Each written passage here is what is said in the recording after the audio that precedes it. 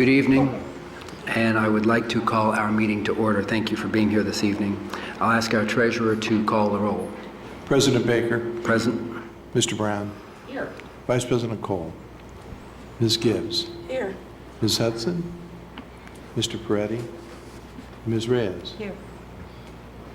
You have a quorum, Mr. President. Thank you, Mr. Treasurer. Well, good evening. Welcome to this special board meeting to continue our in-depth discussions on the district's future financial forecast and a series of potential budget reductions. I appreciate your presence here tonight. It's proof of the widespread care and deep personal passions that so many people have for the future of Columbus City Schools and the education of our young people.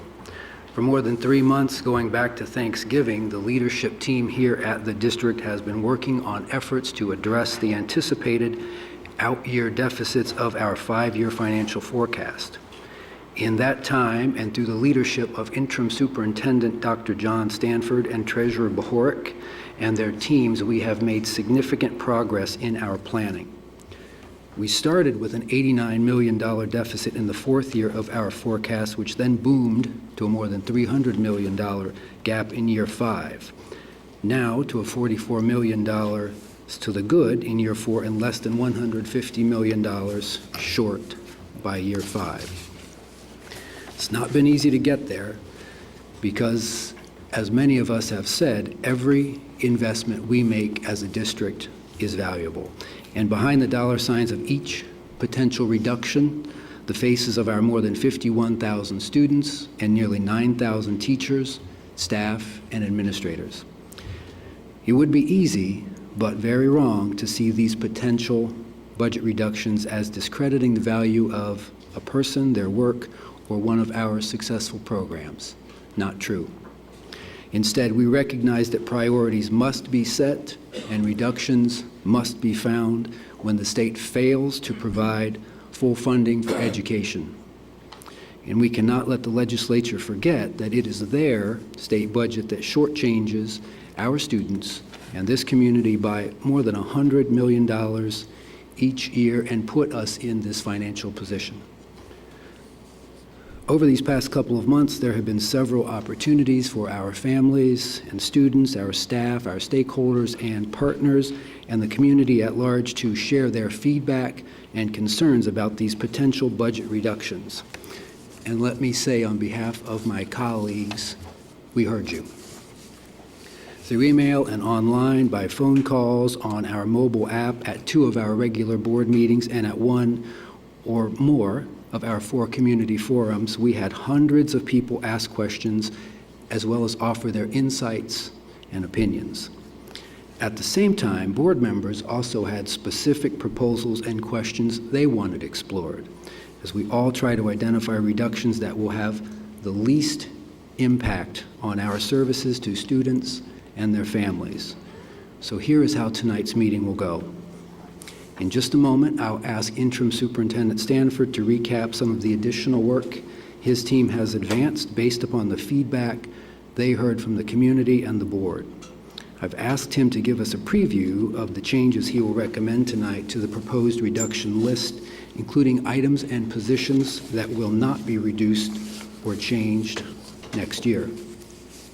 Next, Dr. Stanford, Treasurer Bohoric, and the administration will provide some clarity on those proposed reductions on which we heard the most feedback and loudest concerns. This will include board questions about a potential early separation plan, a suggestion for furlough days, moving general fund expenses to our capital improvement accounts, and a realignment of the new FTEs that were to be brought on next year, funded by the levy. We have a lot to cover this evening. I hope our conversations will continue to be as respectful and open-minded as we have had in our previous discussions, because as I stated earlier, we are all here because of our care and deep personal passion for the future of our district and the education of our young people. So with that, the chair will now entertain a motion that we adopt the agenda as it has been presented. So moved. Second. Moved and seconded. Any discussion? Mr. Treasurer? President Baker. Yes. Mr. Brown. Yes. Ms. Gibbs. Yes. Ms. Hudson. Yes. And Ms. Reyes? Yes. That motion carried. Thank you very much, Mr. Treasurer. I will now turn it over to Dr. Stanford. Thank you, Board President Baker and members of the board. Let me first thank you for recognizing that our district leadership team and so many others have been working diligently and exhaustively on addressing this financial forecast. From the beginning, we have warned that there is never a one cut-fits-all solution. We knew we needed to consider multiple possibilities in every sector of our enterprise. We needed to look beyond simple belt tightening because the belt was already tight. And we could leave no rock unturned. We cautioned that reductions of this size would have an impact on the district services to our students and families. Personnel numbers would be impacted, and the effects would be felt in every school and neighborhood across the district. But we pledged that no decisions would be final until we heard feedback from the community and took a thorough look again at all proposed reductions. Still, these proposals needed to be made and priorities needed to be set because we have a responsibility to manage the limited resources of this district as stewards of the community's resources. Tonight, our district leadership team will provide some additional insight into questions and ideas that came up most often during our 4 community forums across the city and by our board members when we met earlier this year. More importantly, we will offer a number of changes to the original list of proposed budget reductions, which would have gone into effect next school year, the 2018-2019 school year.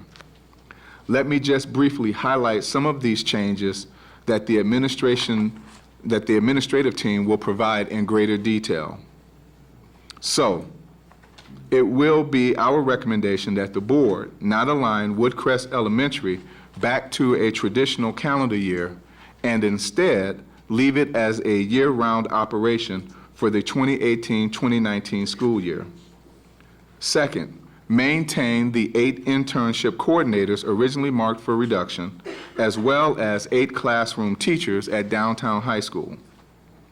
Third, also maintain 15 high school teachers who'd been set for reduction only if we had realigned our graduation requirements to meet state minimums, which will not happen at this time. 4, align the FTE positions funded by the most recent levy to better match our need in financial resources, yet still allow us to keep our pledge to the community of providing those positions within our 5-year promise made in 2016. 5th, keep in place the Leadership Intern Program and the 16 people currently serving in that administrative training program. 6, sustain the teachers on special assignment, or TOSAs, who are currently serving at Spruce Run and in our Unified Arts Office, and repurposing 3 other TOSA positions. That's a total of 5 TOSA positions that we are not recommending to be reduced.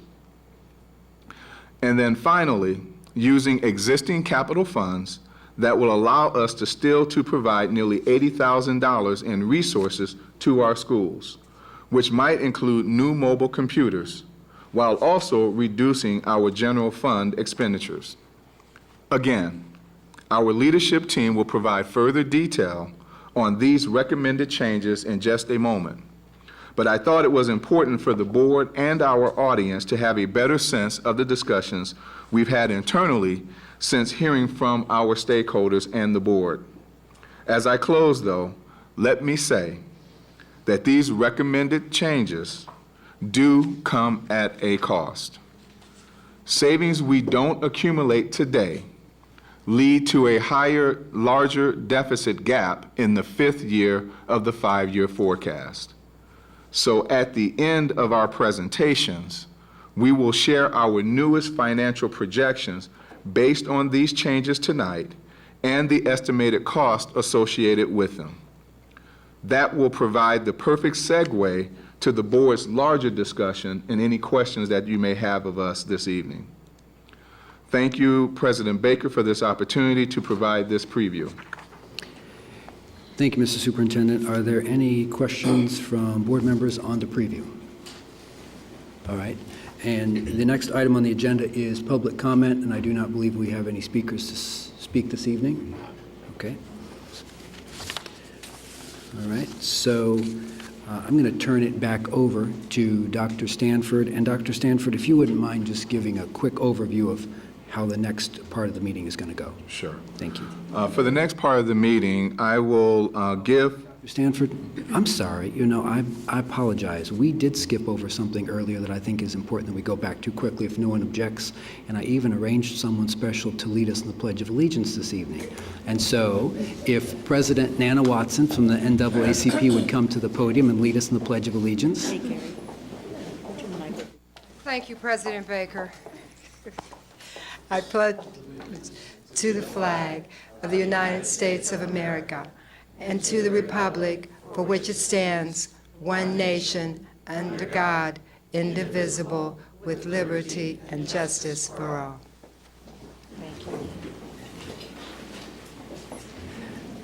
Now, Dr. Stanford, would you mind? Thank you very much. You're welcome, and thank you. I will provide some brief remarks, but then I will turn it over to different members of our leadership team. Specifically, I will turn it over to Chief Academic Officer Alicia Gillison, who will provide a little bit more detail to some of the highlights I just offered. Then I will turn it over to Chief Operations Officer Maurice Oldham, who will give some highlights from the business and operations side of the organization. Then Treasurer Behork will address specific items that were raised by the board and by the community in terms of capital eligible reductions, early separation plan, and a potential employee furlough plan. After Treasurer Behork's presentation, I will then turn it over to Chief of Staff Maria Stockert, who will highlight administrative staff reductions that we have, additional administrative staff reductions that we are proposing this evening. It is definitely our request as a leadership team that the board hold their questions until after we have gone through the entire presentation and we get to item number 10, which is the board discussion and questions at that time. So if you could hold your questions until that time, that would be greatly appreciated and would allow us to get through the entire presentation. Okay? All right, with that said, President Baker and members of the board, we appreciate this opportunity. As I mentioned previously, our team really took to heart and mind the input and insight provided by all who came to our 4 community forums across the city and offered their comments online and by email. We thoroughly reviewed the list of potential reductions with an intense focus on personnel decisions because we have fast approaching deadlines in our teacher and staff allocation process for the next school year. And because the board made it very clear to us that they wanted to make an informed decision on personnel numbers by the first meeting in March, which is next week, believe it or not. Tonight, we will offer to the board for their consideration some changes to those personnel reductions that we introduced on January 30th. And we will put to rest for now some non-personnel questions that have some of our families and stakeholders in limbo because those non-personnel issues can be a part of our normal budget appropriation process.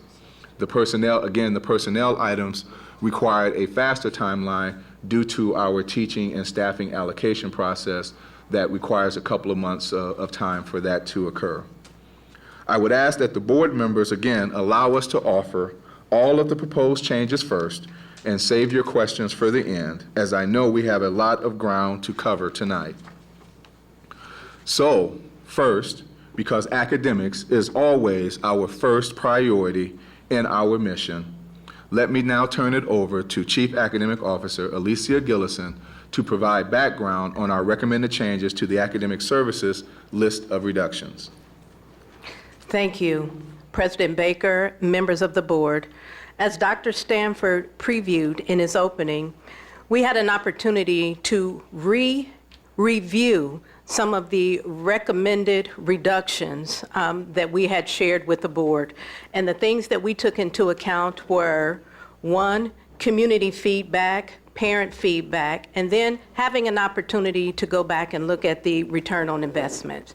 And some of those big items were the 8 career and community coordinators, better known as our internship coordinators. When we look at what they offer our district, Columbus City Schools is one of the few districts in the state of Ohio that has the graduation requirement of 120 internship hours. And when you think about what that means to our young folks, when you think about the expeditionary experiences that our young people are engaging in relative to career exploration, we are coming back and recommending that that is removed from the list. We also looked at our 8 classroom teachers at Columbus Downtown High School.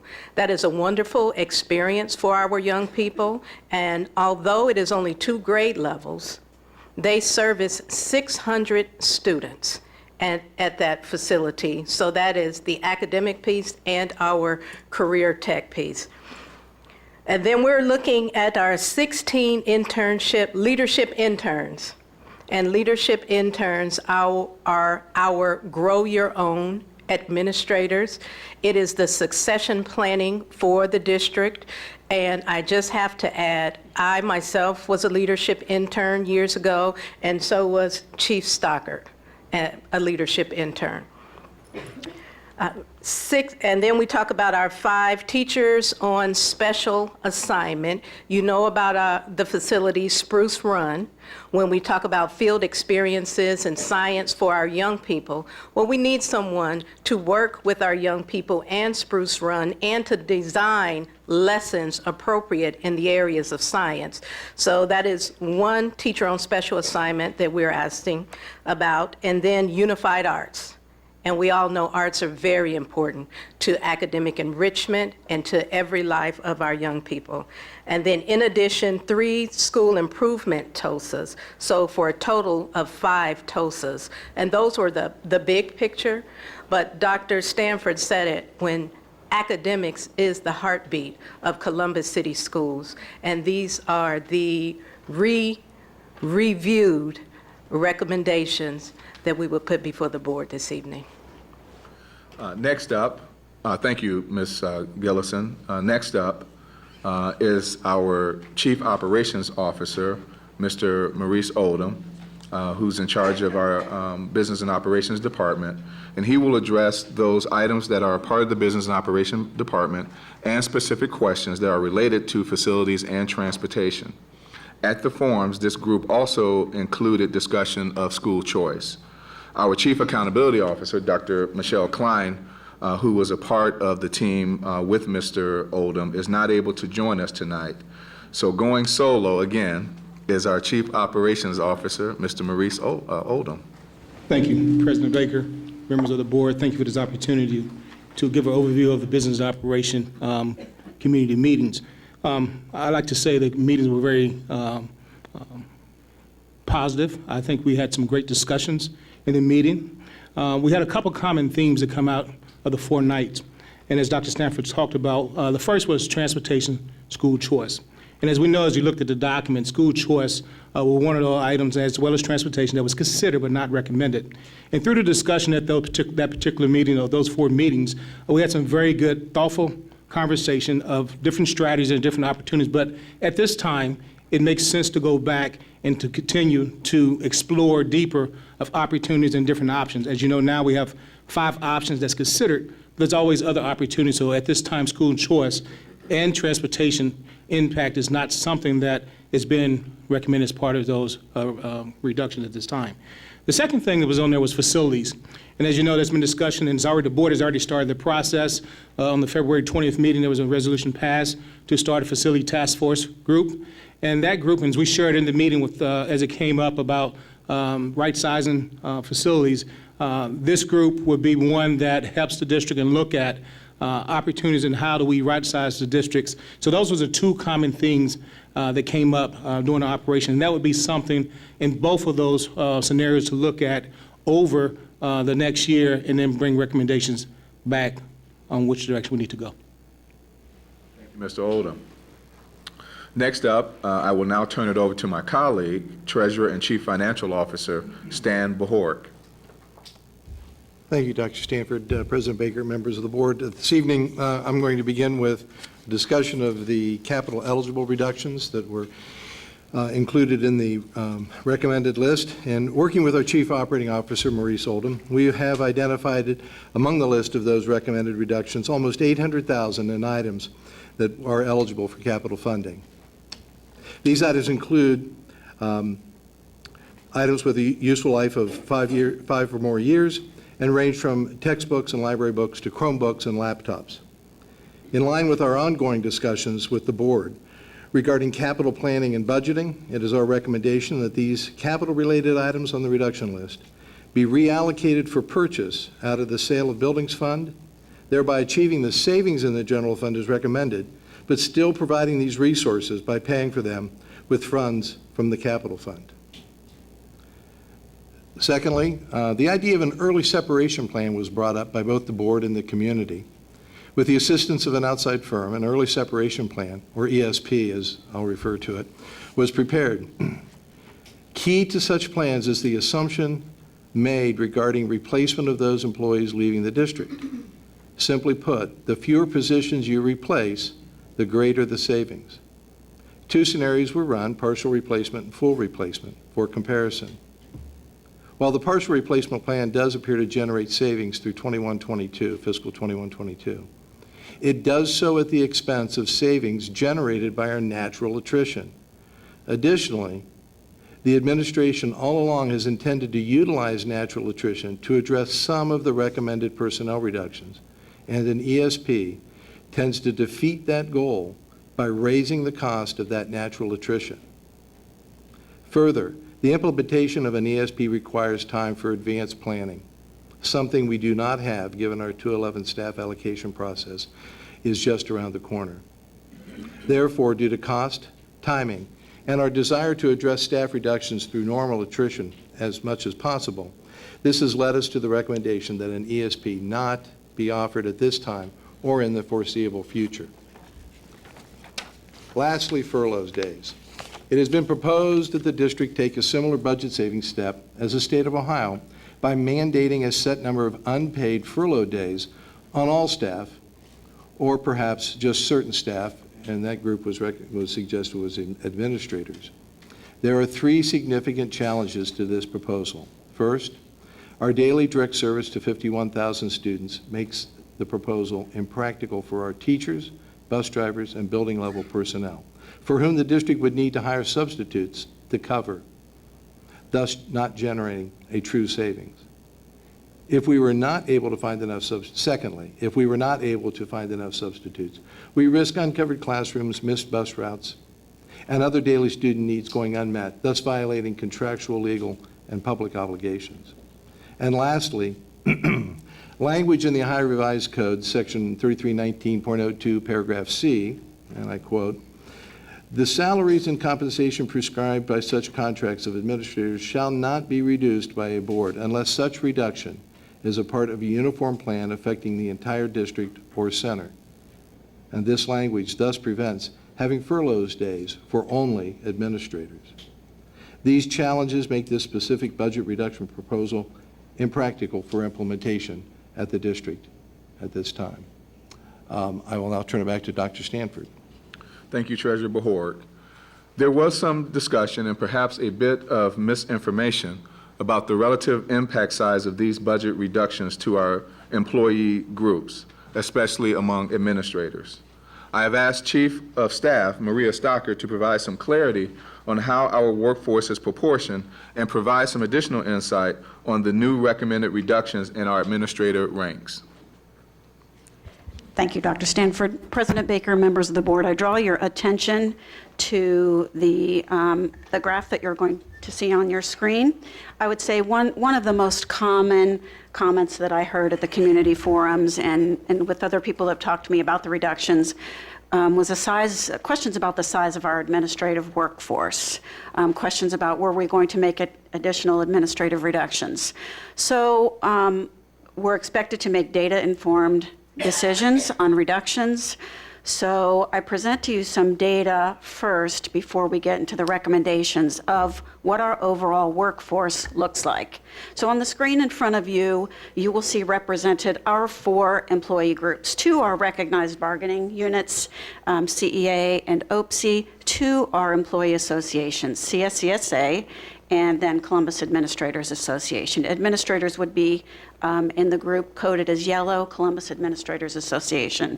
So our overall workforce is comprised of 55% CEA members, 38%, let me put on my glasses, 38% OPSI members, 3% CSCSA, and 4% administrators, Columbus Administrators Association.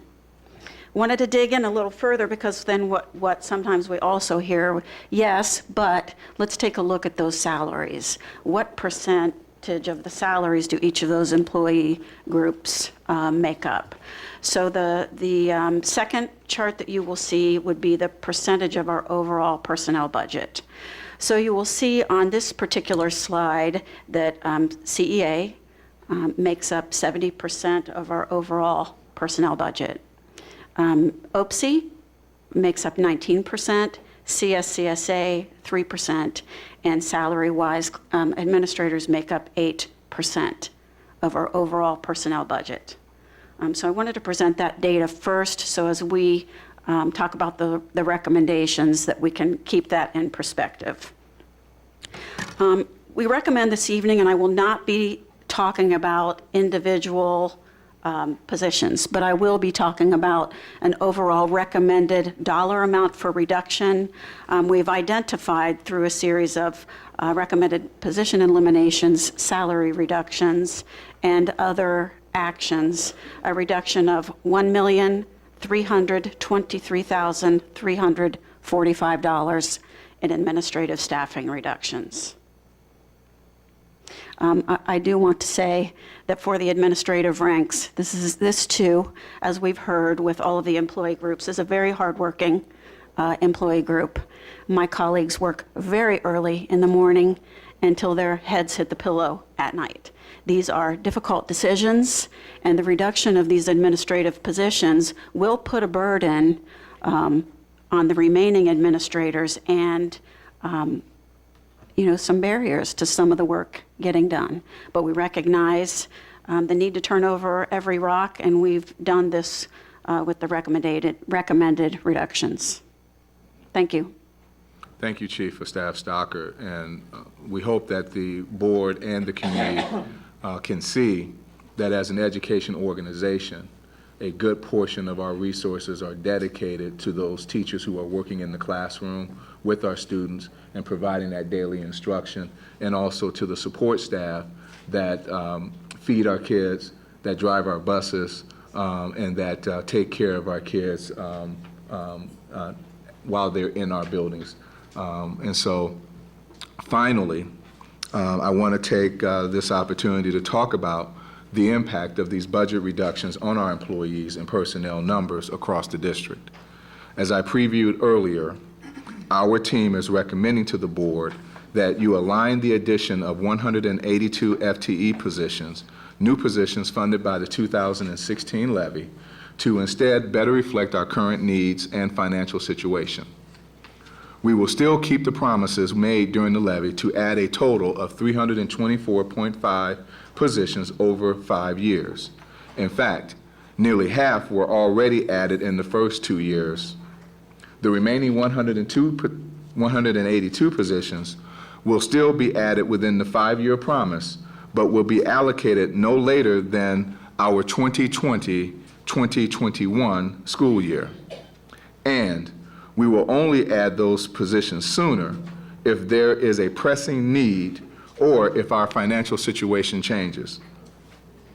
This alignment results in an estimated $15 million in savings in our general fund.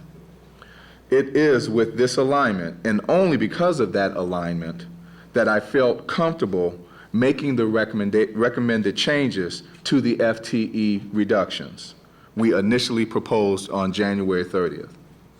Let me take a little bit of time to spell out those changes and make one additional note to a program. We recommend pulling off the reduction list the 8 career and community coordinators or our internship coordinators that Chief Academic Officer Alicia Gillison mentioned. These individuals, as was mentioned by Ms. Gillison, work directly with our high school students to ensure that they meet graduation requirements. We're also removing from the list a career development teaching position that is assigned to South High School. This position is not a district level position and should not have been on the list. Also, there were conversations about reducing 8 classroom teaching positions at the Columbus Downtown High School, which was related to a much larger discussion regarding the school as a career center only. That discussion is off of the table, and we are recommending keeping those teaching positions in place. As, again, Chief Academic Officer Gillison has already shared, the school has made tremendous progress in the last few years with the number of students participating in the program, and academically they have made great strides as well at the Downtown High School. We're also recommending keeping 15 high school teaching FTEs, which could have been eliminated if we were in a position to realign our graduation requirements to match the state minimums. We are not at that point in time at this time, and so we are not recommending that reduction. Again, that is a discussion we are not ready to have, and we need more time to have that discussion. We ask that you consider removing 2 resource counselors from the reduction list as well, one at the elementary level and one at the middle school level, as well as the .5 general fund instructional assistants who serve at our elementary and K-8 buildings. We have heard a lot of feedback about how essential these resource counselors are to our counseling teams in the buildings, and we have also heard that our instructional assistants who are in our elementary buildings and at our K-8 buildings are an incredible resource for our building leaders and our teachers in those buildings. We will still, however, reduce the instructional assistant positions, those .5 instructional assistant positions, at our middle and high school levels because they have additional office support to absorb those reductions at the middle and high school levels. We would like to keep intact the Leadership Intern Program, which is a unique and valuable district tool for training the next best building principals and assistant principals. As you have heard us say time and time again, if we are ever going to make the strides we want to make academically, leadership at our buildings is absolutely critical, and culture and climate is absolutely critical in our buildings as well. And so with that, we would like to take the leadership intern reductions off of the list.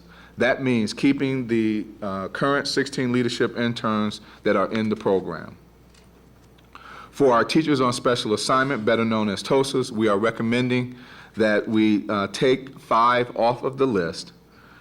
These 5 would include 1 assigned to Spruce Run, as Ms. Gillison has already detailed, and 1 that is affiliated with our Unified Arts program.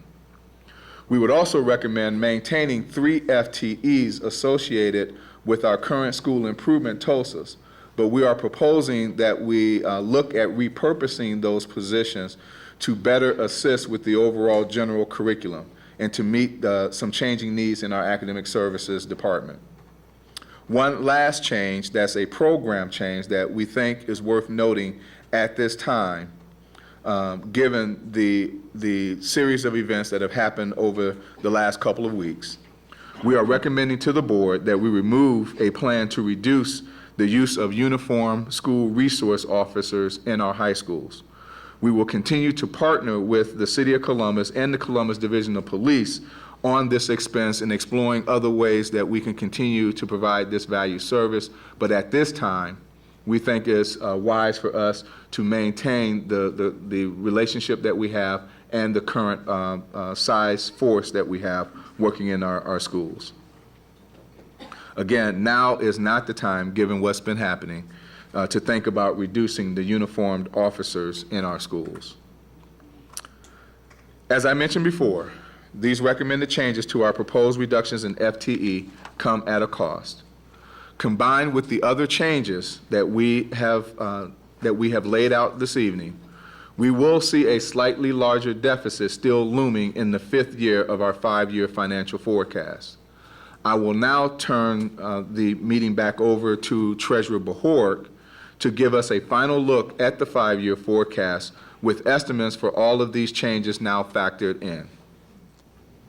Thank you, Dr. Stanford. I begin with the slide, which was my last slide from the public presentations, and this is the slide that was the end of my presentation, which walked us all forward from the last forecast and up until now, and walked us through the preparation of the current reduction plan. So this projection includes allowances for the delay in the Cadillac tax.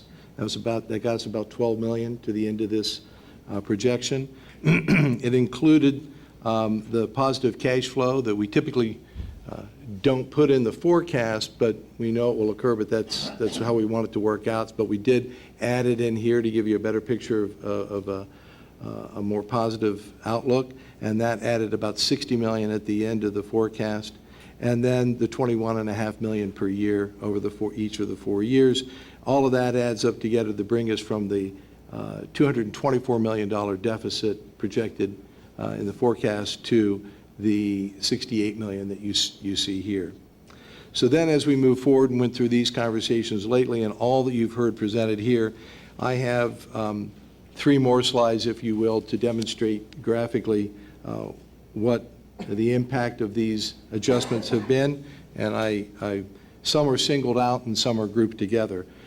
First is the impact of aligning the 2016 levy FTE to meet our needs and financing resources. So when we did that, as Dr. Stanford mentioned, we pick up about $15 million. And so that brings the deficit in the 5th year to about $53 million negative. Secondly, as Chief of Staff Stockard mentioned, the additional administrative reductions that have been identified and proposed added about $4 million in additional savings. And at this point, this brings us up to identifying a total of about $19 million more from where we began this evening. And then lastly, I simply have lumped in all the add-backs, if you will, all the positions, all the activities that Dr. Stanford and others have described that we have requested to be taken off the reduction list, and therefore that means that's going to increase our deficit, and as an end result, at this point, at the end of our discussion here today, you'll see that the 5th year, while the 4th year is still positive, the 5th year does go a little bit further negative to $80 million. So to recap, this is where we began the evening. $44 million positive in 2021. I mean, we tend to be looking at the tail end of this curve all the time, but 2021 was positive by $40 million, 21-22 negative by 68, and after all the modifications here, it's $39 million at 2021 and about $80 million in 21-22. So that gives you a pretty good idea that we went back, we looked for additional ways to have reductions, to supplant reductions that we wanted to take off the table, and this is the net result. It's a little bit more expensive, but graphically you can see we're very close to where we were. This $21.5 million, when we get to what we proposed here, because all of this doesn't occur evenly every year, but I calculated that evenly, we're down to about $18 million average per year. So we've essentially reduced that $21 million by about 3.25%. 21.5 million by about 3.5 million. And that's what's added to the deficit. So that's an average because it, like I said, doesn't occur evenly throughout this forecast. So that's the impact. I suppose at this point we can turn it back to President Baker for your questions and further discussion. Thank you, Mr. Treasurer. Thank you, Dr. Stanford. All right, Board, thank you for being patient and holding your questions till the end. And we'll now take those questions. Who would like to go first? Mr. Brown? Sure. And let me just ask, are you suggesting that we're each going to go through our set of questions, or that we do a question or two and then move and come back? Whatever you'd prefer. I think it depends on how many questions you have. All right, let me just get at it, and you'll let me know. First, for our treasurer, in using capital funds for some of the costs that we've previously paid from operating, I've got two questions. One is, how does our use of those capital funds for operations affect our plan on deferred maintenance and on ongoing maintenance needs that those funds were in large part designed for? And then the second question about that is how do we ensure that this is one time only rather than becoming a habit to start moving things in that fashion going forward? Okay, President Baker to Board Member Brown. Since we were doing the levy planning back in May, June of 2016, one of the activities was to identify all the capital expenditures we could that was occurring in our operating fund, and to provide separate, special, segregated funding in the form of either a bond issue, as we did, or a permanent improvement levy to pay for those capital items on an ongoing basis, especially deferred maintenance, or I've heard Maurice refer to it as life cycle replacement. Quite frankly, my experience has been that when you get into budget reductions, you generally raid the budget of operations, and things like deferred maintenance and capital just gets put off and put off and put off. So providing separate special funding for that in the form of PI levies and bond issues is a good way to go to ensure that you do meet those needs.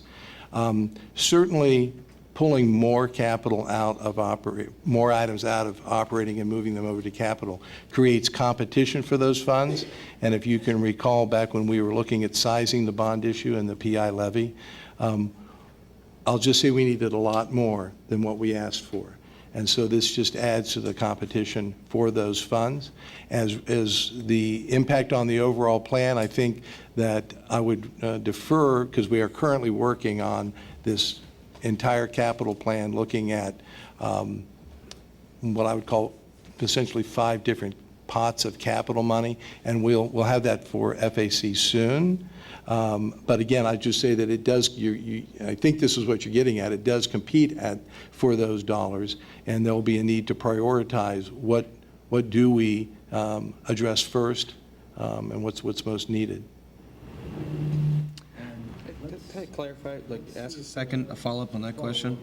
So it was my assumption that, thank you, it was my assumption that as we shifted things over from capital, it would come from the sale of buildings fund and not be from those dedicated dollars out of the .84 that we asked for from the taxpayers and the $500,000 permanent improvement, that this was sort of coming from the sale of buildings fund, which is a little bit more of an unknown factor, which made it, to help out our current budget situation, a little bit easier to do. Because as we had an ongoing state of liquidating some properties we don't need. Would that be correct? Yes, that is correct. Let me just outline this for you very, very briefly. There are 5 sources of capital funds for us. A prior, or what I'm calling the old, because it was here before I got here, the old sale of building funds. Then we have the sale of building funds that we just created recently with this latest round of selling buildings, specifically to segregate those two. I believe it was my understanding that that was intended to address deferred maintenance, but in any case, we've segregated those two. So you have two sale of building funds now.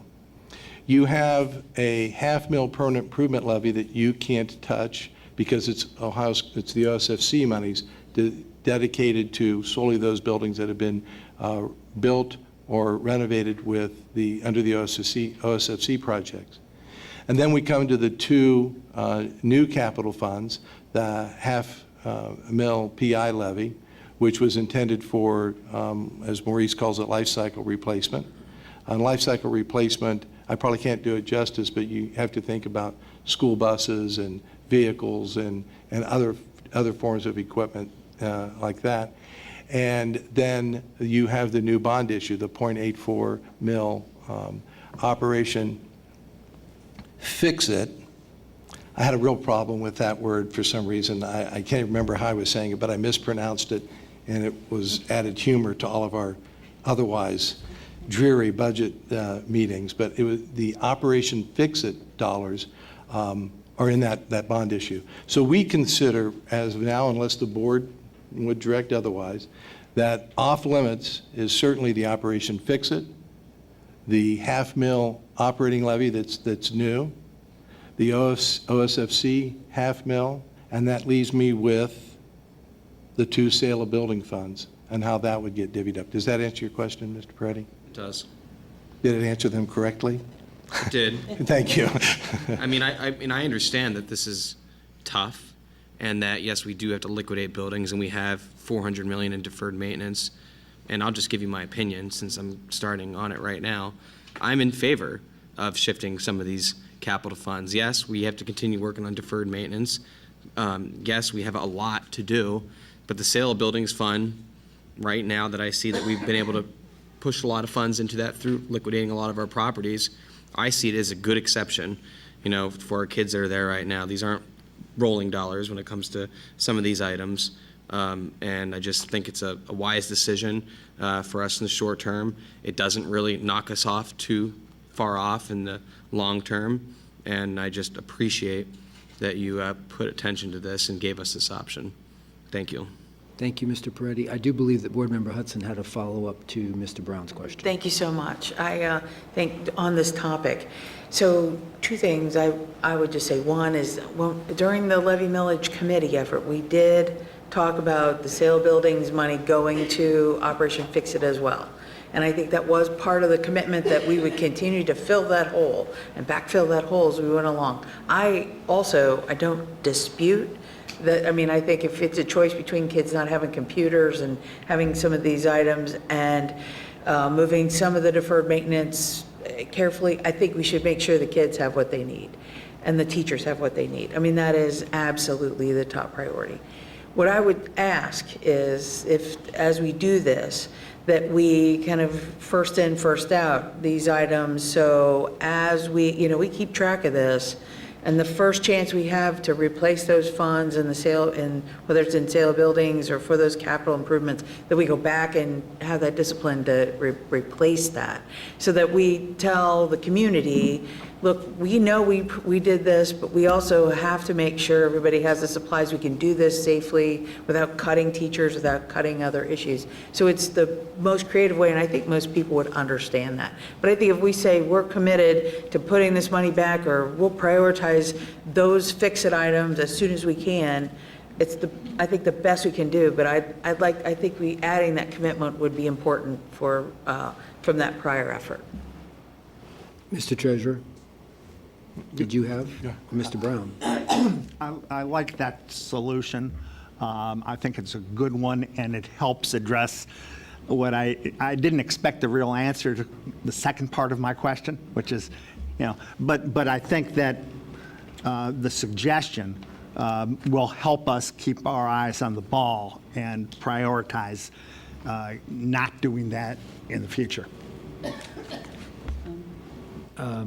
Mr. Peretti, would you speak? Just to help sort of clarify some other things, our fantastic staff led by Mr. Oldham has been working really hard on putting together sort of budgets, where we are with our capital funds, what we've done, and all those different pots, especially when it comes to the deferred maintenance, and then moving forward. That way we can have a game plan to understand, look, this is how much we have deferred maintenance, this is what we've done, this is what we're going to do.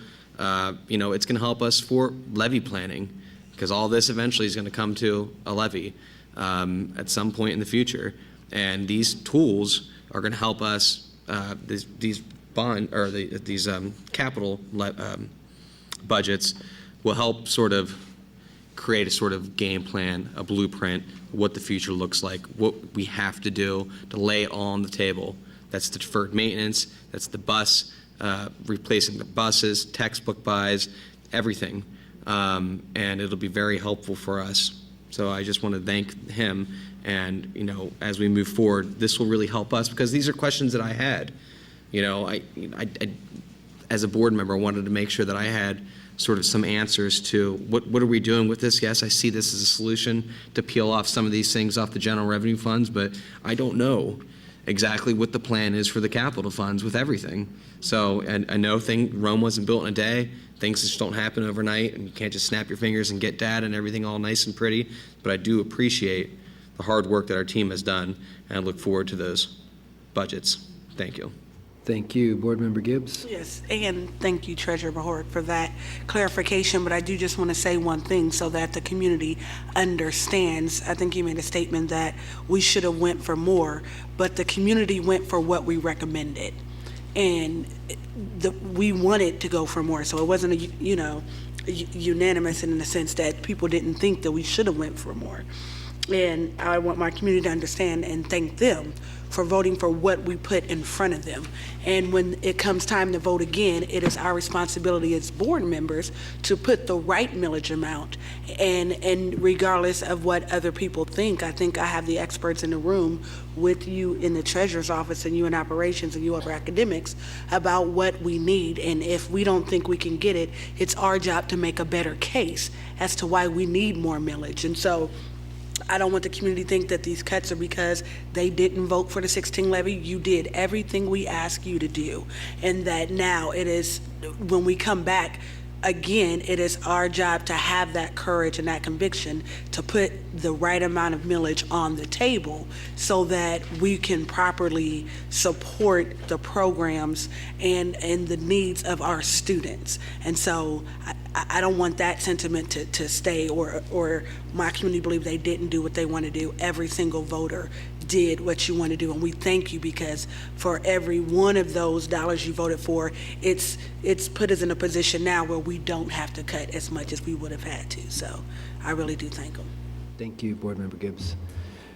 Mr. Peretti, have you another comment I on have a this? comment on that. I mean, I agree in the spirit, but Ms. Gibbs, as you also know, these comes down to people's property taxes, and putting a 25 to 30 mil levy would never fly, and that's probably what it would look like. We are at the detriment, unfortunately, to a flawed funding system. So I don't want to put out something that, we didn't do our job putting out. If we asked for everything, it would have been around those millage amounts. So let's, just preface with that. I mean, I would love to ask for everything and get it, but it comes at a cost, and it comes on a cost of taxpayers. That's why we had to be incremental as we do things. I want to move forward. Understood, and we need to move forward, and we're here to discuss these particular budget reduction recommendations. Yeah, so I want to just make sure we're clear about books, buildings, and buses can come out of our capital funds, and that what we're doing with the future of our capital funds is yet to be decided. Is that correct? And I would just say, I think the board will have a much clearer picture of what the capital situation is, as well as what the existing capital expenditure plan is when we get this finalized. And as Mr. Purdy said, Rome wasn't built in a day, and we can't just snap our fingers, although sometimes in my office you can snap your fingers and we can change it. But I'm real excited about the way it's developing. I know, without throwing Maurice and I under the bus, no pun intended, back when Board Member Hudson was on was the chair of the Finance Committee. She brought up capital budgeting, and then Chair Peretti continued that. And so I guess there's an old pirate phrase about that, and the floggings will continue until the morale improves, but they stayed at it, and we've gotten at it, and I think we'll have a real good product to share with you. And you'll be much better informed about not only the capital budget, but how that then interacts with our general revenue fund budget. And I'm certainly, I'm looking forward to it so far. We're doing real well, and you should see something in the very near future with that. Thank you very much. All right, and Mr. Brown, your next question. Very narrow questions. Oh, very good. Your next question is? Yeah.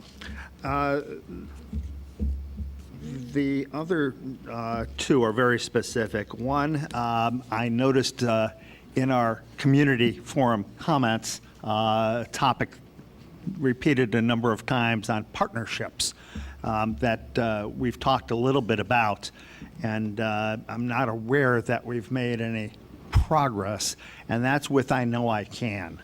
That's a partnership that, based on the community forum comment, when it was started, it was not going to be costing the district funds.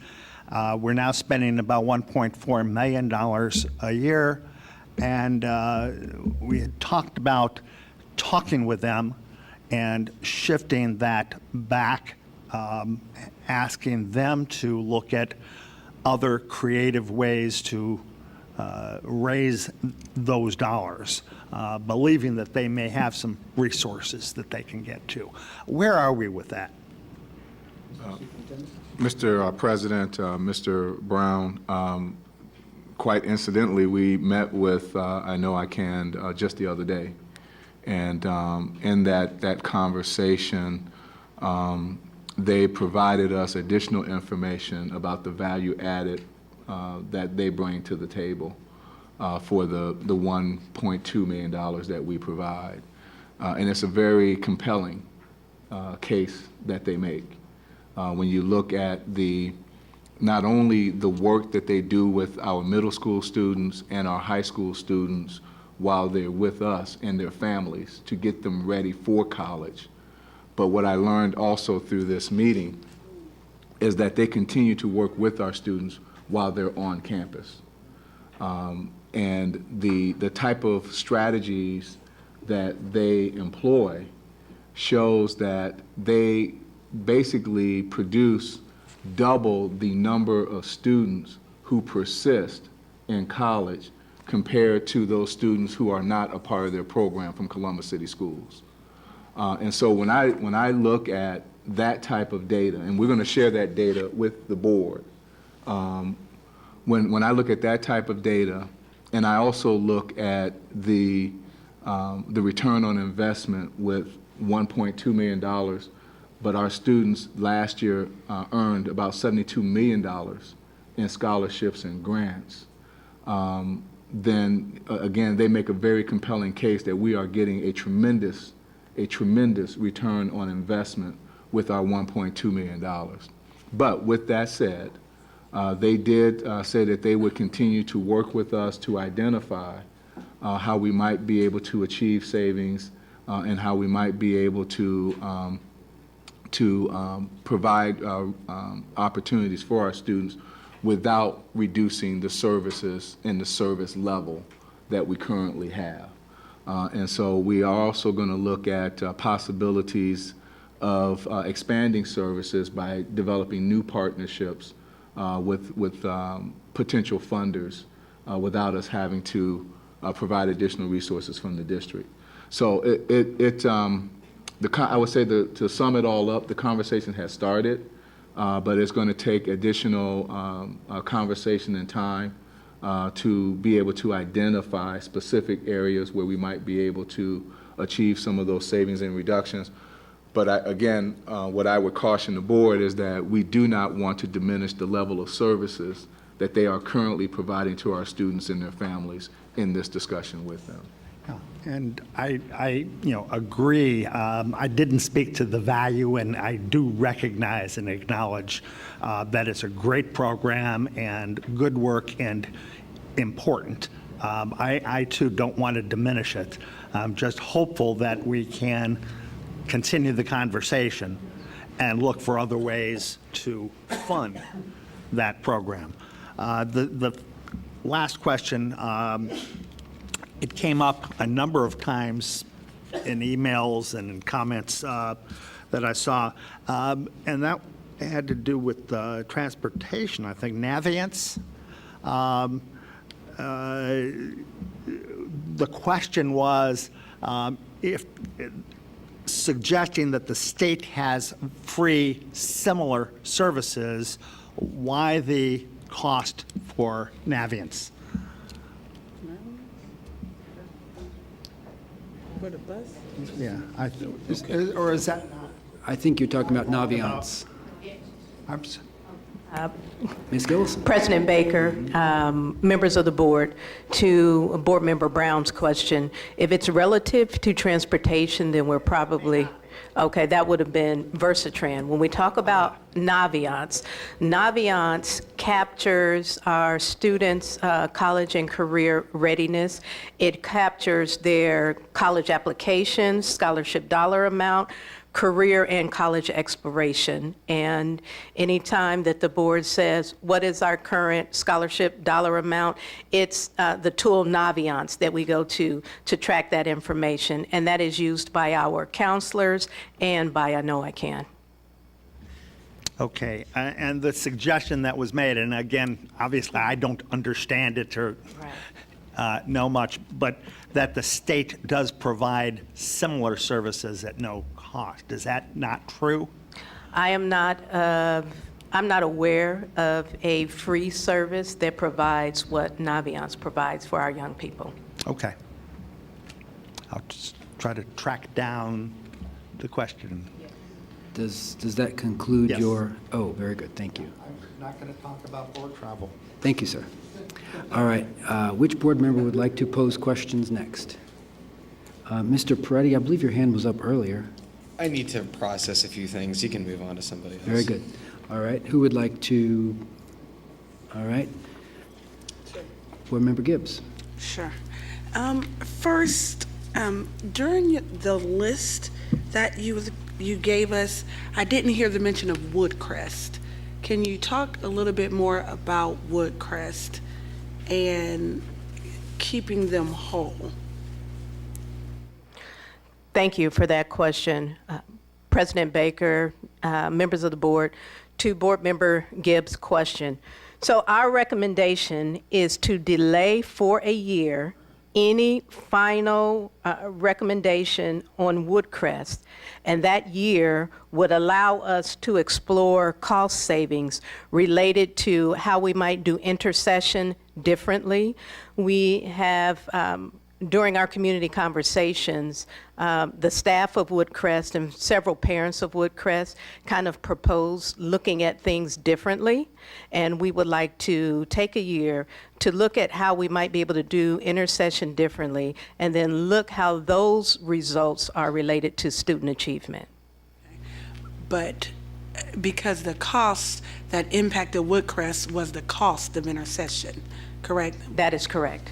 Okay, because they can maintain a year-round program without intercession, but intercession is what makes it a unique program in our school choice portfolio because it provides intense enrichment. Is that intense enrichment, intense and immediate enrichment and intervention opportunities for our young people.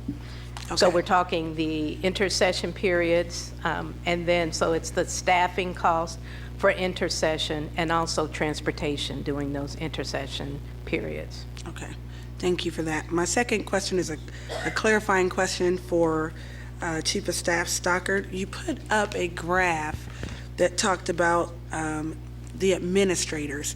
So are the members of central office captured in the administrative number in both the 4% and the other graph? President Baker, Ms. Gibbs, yes, they are captured within that. So that's all district? Yes, district personnel? and I can give you a little bit of additional data. When we look at the administrative ranks, 2/3 of the administrators are school-based administrators, 1/3 are central office. Okay, well, to the central office.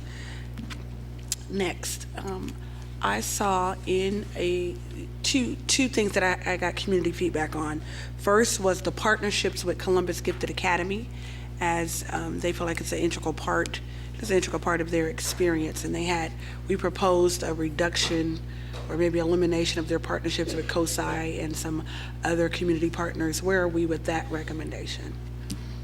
Mr. President, Ms. Gibbs, that's a part of the non-personnel budget reductions that we have proposed, and so we're definitely taking a closer look at that item because of the feedback that we received from the community. And when we go to the next phase of this budget process, we will provide the board with additional insight from our discussions about those non-personnel items. Okay. At the end of today's meeting, we'll give you an outline of what that timeline is going to look like for the non-personnel budget items. And so just another question, just for clarity. So as we make this decision on March 6th to move forward with this personnel, what happens if our attrition does absorb it? Do we call them back, or they'll have the opportunity to be repositioned? How do we manage that? Mr. Baker, Ms. Gibbs, yes, as we explained to the community, I think back in January, typically the district will have roughly 100 positions where people will leave the district either by retiring or they seek other opportunities. And so through that process, depending on if they're teachers, depending on the licensure requirements of those that were those positions that were staff reduced, then those individuals get picked up as a part of that process. And so rarely, since I've been with the school district, have we actually laid people off when we do when we do FTE reductions. We rarely will have to lay people off because of attrition that we have every year as a part of our normal process. Okay, and finally, just one more. You talked about we're going to look at transportation. We already know we're looking at facilities, and we're going to look at school choice. Is it your vision that those task force move forward, or are we going to look at those in the same way we're going to look at FMP, the facilities master plan again? And are we going to do the same thing at school choice? And I think the Woodcrest is an administrative conversation, but the other two pieces with transportation and school choice, what is your vision of how we proceed with that conversation?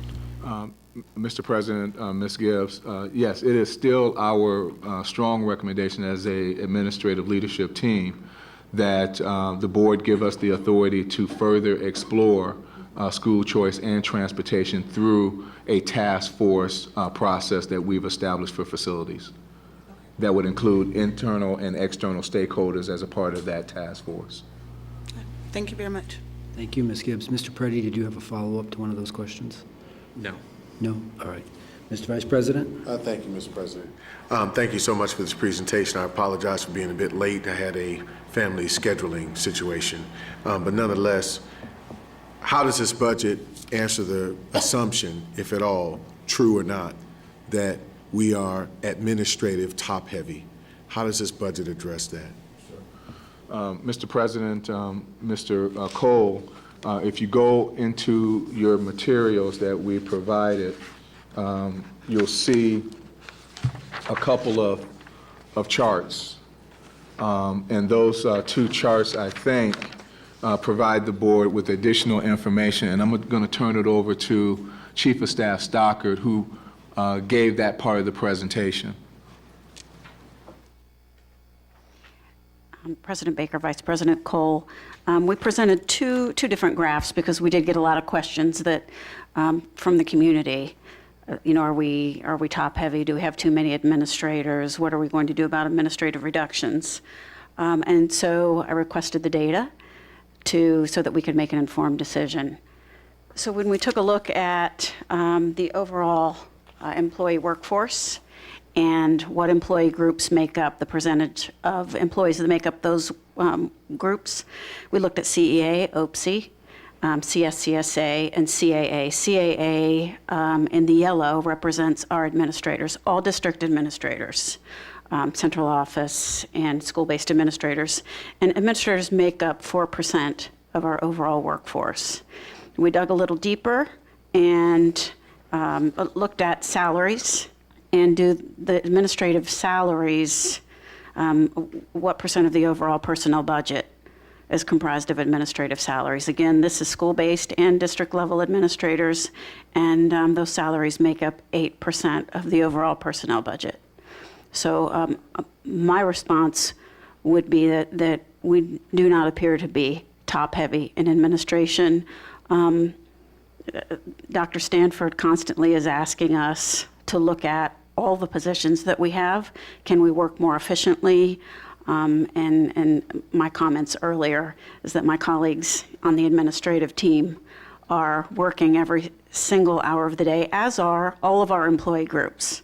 I'm not taking away from any employee group, but we are not heavily staffed in administration, and I would say that the district is getting a good return on investment with the administrative ranks. But we still have recommended a little over $1.3 million in administrative reductions, because we also understand that we have to look for those efficiencies wherever we can. President, to add a little bit more perspective to those percentages, when you look at the administrative workforce, as Chief of Staff Stockert has already mentioned, that's roughly about 300, a little over 300 actual administrators in the district. Well, 2/3 of that 300 are made up of school building administrators, so principals and assistant principals. So that leaves, a little over 100 that are left for central office administrative staff. So that, again, for a $1.2, $1.3 billion operation, we basically have 4% of our workforce, dedicated to managing that organization. Any other board members have any questions? Mr. Peretti? Though, just something that I think we're all thinking about as a board. I'm glad we're taking a look at these other task force, taking a longer look.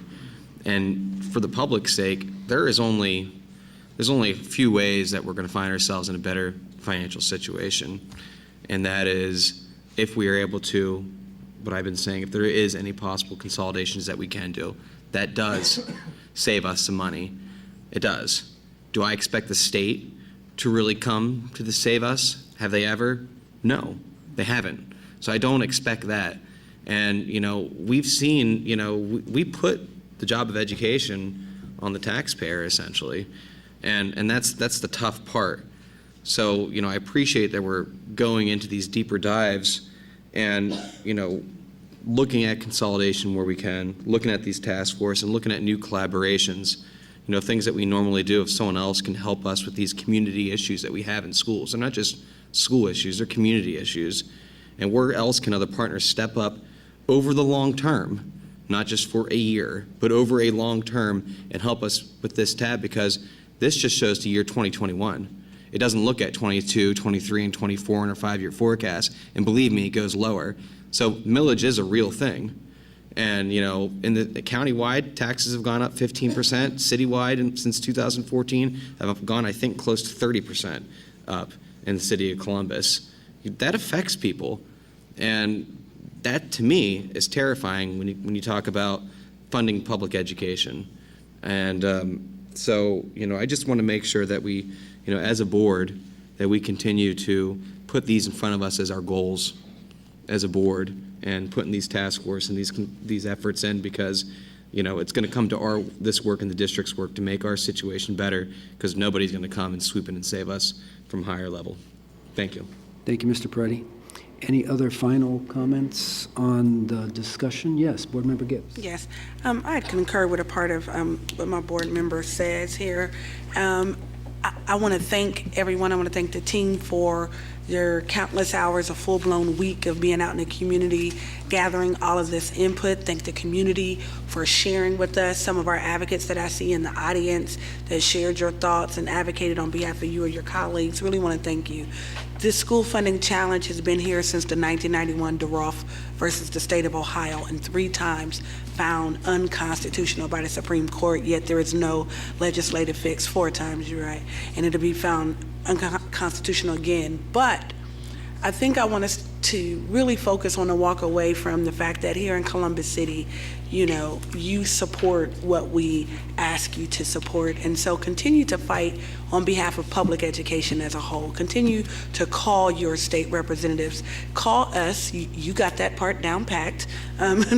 Emailing us, y'all have that down packed, but there are other parts of this community as well, and it's our city and our county and our state partners that all have a vested interest. We can only control what comes to us, but we don't have to sit passively by it all and be a victim to anybody. And so we can all make our voices known and heard by emailing, calling, picking up the phone, responding to some of those, our legislative strategies to testify and to be a part of what we need to do, which is help our state and our federal legislators understand the impact of these decisions. We did not get here other than the stroke of a pen. And the stroke of a pen is now impacting thousands of lives that we wouldn't be having this conversation at 7%. It just would be a different conversation. So even with that stroke, I just want us to stay encouraged and to thank the team for being as creative and innovative, because it's never easy, but it is because of our smart growth and us being good stewards throughout the years and pruning and making sure we stay within our scope, that we're able not to have such a drastic cuts and be able to withstand it. So thank you very much, and thank you to my colleagues who always give us very thoughtful deliberations on these issues. Thank you, Ms. Gibbs. Board Member Reyes, next. Just very briefly to add to that, I also want to say thank you. Thank you for listening to a lot of the emails that we got. I know that a lot of people wrote in, a lot of people attended our meetings, and when I looked at the list of the things that are coming off, you could tell very clearly that obviously we couldn't take everything, but I do believe that there was an intent to listen, an intent to make sure that we're doing our due diligence and that we take seriously the feedback that we get from people, the letters, the emails to Board Member Gibbs' comments. You've got that down pack. You do give us a lot of emails, and I know sometimes you expect us to respond, and I hope you understand that we can't respond until we know and we have the clear picture. Because if one of us responds and says one thing and it's taken differently and we don't work as a group, we don't want to provide false information. So thank you for your patience. Please know we were listening. Please know that we didn't mean not to respond, but hopefully today you can see that there is a response to your emails and your concerns and your feedback. Thank you. Mr. Brown? Yes, just very briefly, I agree with my colleagues. I know this has been a big effort by our administrative team and by staff and employees and teachers throughout the district to help identify these things and to speak up to make sure that we have the right information to be able to make the best decisions that we can on this, and to thank the community. The comments that I've received wherever I'm out, as well as the boatloads of email, has truly been helpful. And I responded to some of those and couldn't get to all of them, but please, to parents, to others, keep your expectations high and ask for things. It really does make a difference. It's real helpful to be able to say yes to concerns that you have rather than our initiating some of those entirely on our own. And so, thank you, and keep up the effort. I think we're headed to an acceptable outcome here. I wouldn't say that it's all good because it's not something that we want to do, but we, given our responsibility to all of the taxpayers in our community, it's absolutely necessary, and we're going to have to continue to be vigilant going forward. So thank you. Thank you. So to Dr. Stanford and your team, and to Treasurer Bohorik and your team, thank you for all the work you've put forth over the last number of months. I know it's not easy, but it's important, and we really do appreciate it. And I want to remind everyone that we do plan to vote, at least on the personnel part of this, at our meeting on Tuesday. We'll meet here Tuesday at 5:30 p.m. Mr. Superintendent. And Mr. President, if you and the board will indulge me a few seconds here, I'd like to also give the board in the audience kind of a preview of at least a tentative time frame for the consideration of the non-personnel items. At the March 15th Finance and Appropriations Committee meeting, we will provide a recap to the Finance Committee of the staffing and reductions that the board will vote on at the March 6th meeting. And then we will give them a definite timeline and preview for the non-personnel items at that meeting. Then on April the 12th, we will have a presentation of the fiscal year 2019 budget recommendations for the non-personnel items at the Finance and Appropriations Committee meeting. Then on May the 1st, and also on April the 12th, Mr. Bohorik will give a presentation on an updated 5-year forecast at that same FAC meeting. On May the 1st, Mr. Bohorik will provide at the Board of Education meeting a presentation on that same updated 5-year forecast. Then on May the 10th, at the Finance and Appropriations Committee, we will present as a leadership team the fiscal year 19 capital budget that we've been talking about. Then on May the 15th, which will be another board meeting, Mr. Bohorik will present to the board a 5-year forecast, updated 5-year forecast for the board's approval at that meeting. And then on June the 14th, at the Finance and Appropriations Committee, we will present as a leadership team the fiscal year 2009 annual appropriations budget, if you will. And then on June the 19th, at the Board of Education meeting, we will have possibly for the board's approval the fiscal year 2019 appropriations or budget. If we aren't able or ready to have that ready on June the 19th, we will definitely have it ready on June the 29th, which will be a special board meeting to conclude the fiscal year 18 books, but also would give us the opportunity, if we needed that additional time, to have the appropriation of the fiscal year 19 budget appropriation at that meeting if we need it. And so that gives you kind of a highlight, tentative timeline, but we'll definitely take the next few days to solidify that timeline and have it ready for the board's consideration. Thank you, Mr. Stanford. Questions on that? Board Member Gibbs. Thank you, Dr. Stanford, and you went through that pretty quickly, and I heard you say that it's coming to the board on the 15th, but if I'm correct, do we normally, you present it once and then we get an update, or you, to Treasurer Bohorik, are you recommending that the board only see it once before you vote? Mr. Treasurer. Thank you, President Baker, to Board Member Gibbs. I believe Dr. Stanford described it. First board meeting in May, we do a presentation. Second board meeting in May, you adopt it. And typically then, prior to that, as was described in April, the FAC sees it in their regular meeting. We generally reserve another date later in April, just in case FAC has questions or modifications, if they want to get into a discussion about some of the underlying assumptions. I think it was in September, we didn't have to have that meeting. But So there's usually 1 to 2 discussions with FAC in April, presentation of the board, first board meeting in May, adoption second meeting. This one is going to be a more interesting 5-year forecast. I want to make sure the full board has an opportunity for us to have discussion and dialogue if we need it on the revisions or any changes that might come for the forecast. So just knowing that in advance too, if you need to schedule to make sure we can have that conversation. Sure.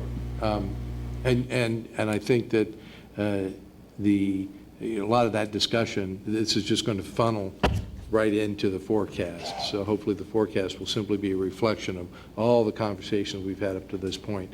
At least that's our intention. Super. Very good. Mr. Brown? On the same question, there were a lot of dates in there and activity. So if we can get that on paper or by email or something, that'd be wonderful. Thank you. All right. Mr. Superintendent, do you have any sort of an update, or is there anything you'd like to share on Safer Together, our safety initiative that you've been talking about? Well, as we all know, there has been a lot of unfortunate incidents that have occurred across the country after the horrible incident in Broward County, Florida. And we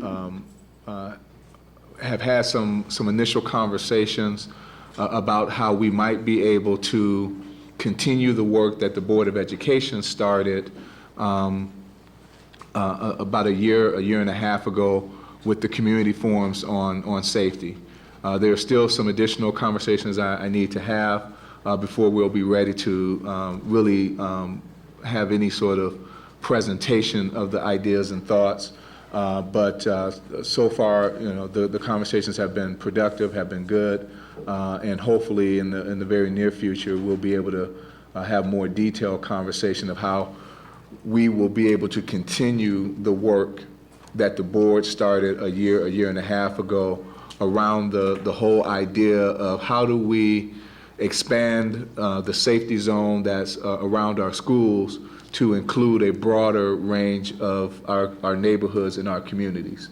And how do we engage our community partners and also the city and others in this effort to create more safety in our neighborhoods, reduce the violence in our neighborhoods, and address the trauma that our students and their families are experiencing in the neighborhoods as well, with maintaining our focus on academics and education.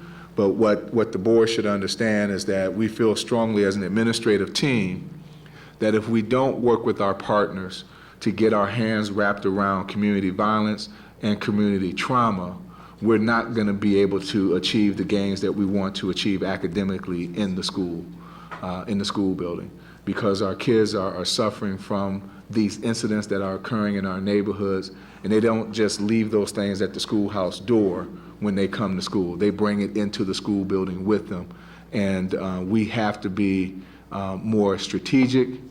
We have to have more emphasis on metrics to identify whether we're making progress on these issues, and that we have accountability for each other as we move forward to address these issues. Thank you, Mr. Superintendent. Yes.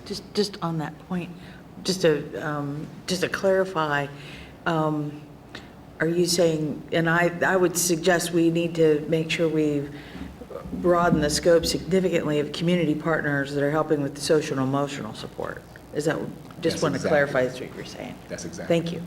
Right, and thank you for that, Board Member Hudson. Mr. Superintendent, could you also talk again, just briefly about see something, say something, and give that telephone number that we've been talking about?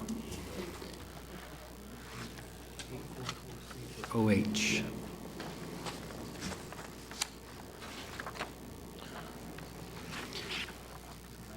We're Facebooking live this Yes. meeting, so. So again, we started an initiative this past week that we're calling Safer Together. And as a part of Safer Together, and in partnership with our community partners, especially our partnership with the City of Columbus and the Columbus Division of Police, They have been tremendous, tremendous partners over the last 2 weeks as we have really tried to engage these issues that have come to us. And as a part of Safer Together, we have an initiative that we are calling See Something, Say Something. And what this initiative is that we're basically encouraging our students, our staff members, our community members, and our families that if you see something, that you use this hotline that we initiated to say something. And the hotline is 844-SAFEROH. Again, it is 844-SAFEROH. And I'm going to turn to Mr. Varner to give us the actual numbers that are associated, with Safer Ohio for the listening audience, so that we don't have any confusion over the number. Thank you, President Baker. And I had to quickly use my phone because I didn't have that number memorized, but it's using those letters. So it's 844-723-3764. Thank you. It is on the cheat sheet at the bottom.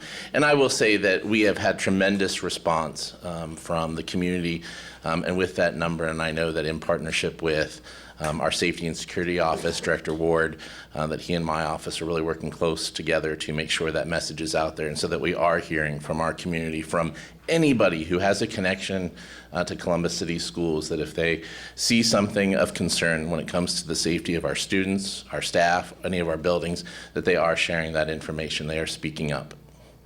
Thank you, Mr. Varner. Thank you. And so I think then the last thing I'll offer is on behalf of the board, and I'm directing this to Director Johnson, please offer our gratitude to the mayor and the Division of Police. And was a few nights ago, the mayor and superintendent, all of us were on the phone. It was 10:30 at night, talking with the mayor and chief, and they immediately understood how important the issue was. And the next day, when superintendent and I visited schools, there were police cars in front and in back. We had motorcycle officers and we had plainclothes officers in our schools, and so that meant so much to our teachers and administrators and students. And so please do offer our gratitude to the entire Division of Police and the mayor and his chief as well. Thank you very much. And so I want to thank everyone for being here tonight for this special meeting. And the board is now going to recess into executive session. And we won't return here after we do that. So thank you very much for your interest, your participation, and your ongoing support of Columbus City Schools. And with that, I'll ask the Vice President to offer a motion. Thank you, Mr. President. It is recommended that the Board of Education recess into executive session per Section 121.22G1 Ohio Revised Code to consider the employment or compensation of public employees or officials. Second. Moved and seconded. Mr. Treasurer? Mr. Brown? Yes. Vice President Cole? Yes. Ms. Gibbs? Yes. Ms. Hudson? Yes. Mr. Peretti? Yes. Ms. Reyes? Yes. President Baker? Yes. That motion carried. Thank you, Mr. Treasurer. The board will now recess into executive session. Thank you very much. Have a good evening.